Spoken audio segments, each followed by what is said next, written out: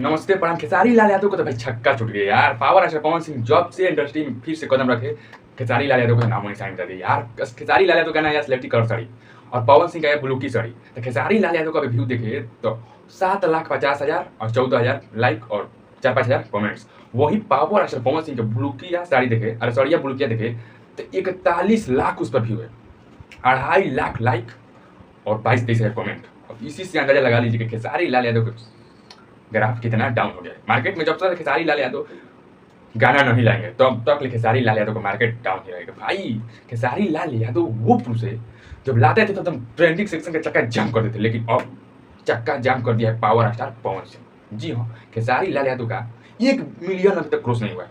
बताइए, यासी फिल्म से 8 मिलियन तो उस पर सब्सक्राइबर है और मार्क गायत्री रिकॉर्ड से पावर स्टार पवन सिंह का है 3.5 लाख उस पर सब्सक्राइबर है। इसी से अंदाजा लगा दीजिए खेसारी लाल यादव का कितना ग्राफ डाउन है। और पावर स्टार पवन सिंह ढेर दिन के बाद गाना मतलब लेकर आते हैं और ये जलवा आता है, ये दबदबा ट्रेंड करता है इंस्टाग्राम पर। तो भाई खाली भगाओ तो सड़िया ब्लू किया, सड़िया ब्लू किया, सड़िया ब्लू किया, सड़िया ब्लू किया। खेसारी लाल यादव का सिलेक्टी साड़ी नामो निशान मिट गया भाई साहब।